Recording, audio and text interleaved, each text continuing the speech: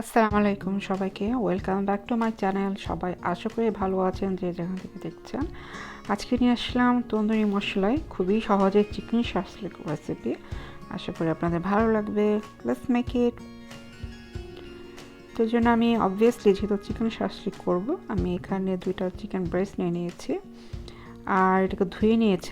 ধুয়ে নিয়ে আমি এখন ক্লিন করে নিচ্ছি আর ছোটো ছোটো টুকরো করে নিলাম। টুকরো করে নেওয়ার পরে যেটা আপনারা দেখতে পাচ্ছেন, যতটুকু সম্ভব আমি এক্সট্রা যে ওয়াটার আছে চিকেনে সেটা আসলে রিমুভ করে দিচ্ছি আর ড্রেন আউট করে দিচ্ছি।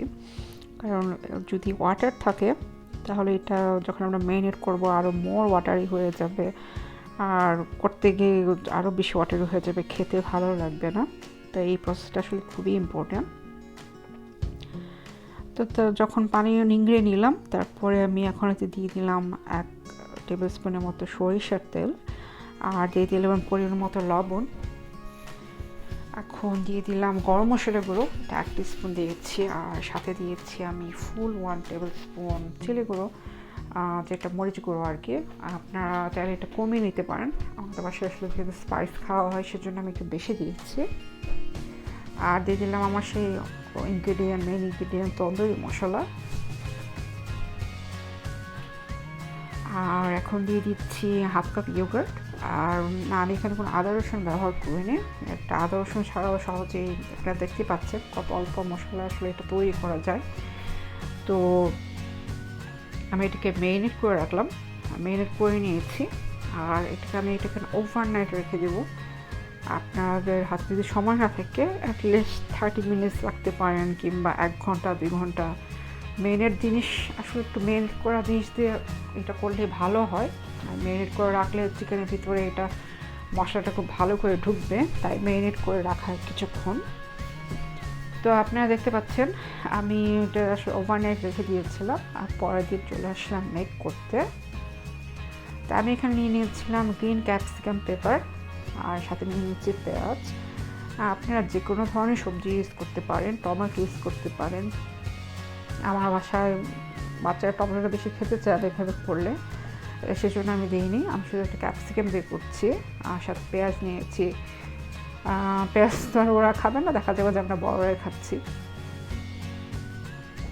তো এটা আসলে কোনো নির্দিষ্ট পরিমাণ নেই, এটা জাস্ট আমি কাঠিতে গেঁথে নিচ্ছি। আপনারা যেভাবে ইচ্ছা করে নিতে পারেন, যে কোনো ধরনের সবজি ব্যবহার করতে পারেন।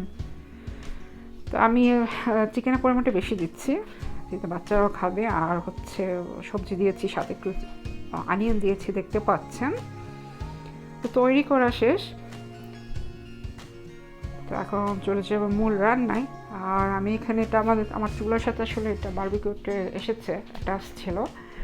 তো এটা আসলে যখন ইউজ না করা হয় উঠিয়ে রাখা হয়, আর যখন ইউজ করা হয়, যখন ইউজ করছি তখন এটা বিছিয়ে দিলাম। আর আমি দেখতেই পেলেন প্যানে আমি তেলটা ব্রাশ করে নিলাম। প্যানটা যখন গরম হয়ে গেলো, ট্রে বলবো যেহেতু ট্রে করছি, তারপর আমি দিয়ে দিলাম আমার করে রাখা শাসলিকগুলো। আর আমার জালটা আছে এখন লো টু মিডিয়াম হিটে, কারণ বেশি জাল দিলে দেখা যাচ্ছে যে চিকেনগুলো পুড়ে যাচ্ছে, বাইরে কালার চলে এসেছে কিন্তু ভিতরে সিদ্ধ হচ্ছে না। তো এর জন্য জাল মেনটেন করাটা খুবই ইম্পর্ট্যান্ট, এখানে হিটটা মেনটেন করা। আর আমি মাঝে মাঝে একটু উপরে অয়েল ব্রাশ করে দিচ্ছিলাম। আর জাস্ট এটা খুব অল্প তেলেই আসলে করা হচ্ছে, আপনারা দেখতে পাচ্ছেন।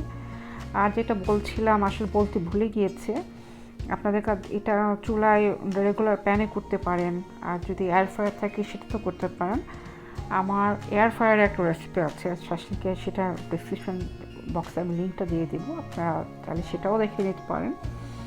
তো আমি এখানে একটা সস বানিয়ে নিচ্ছি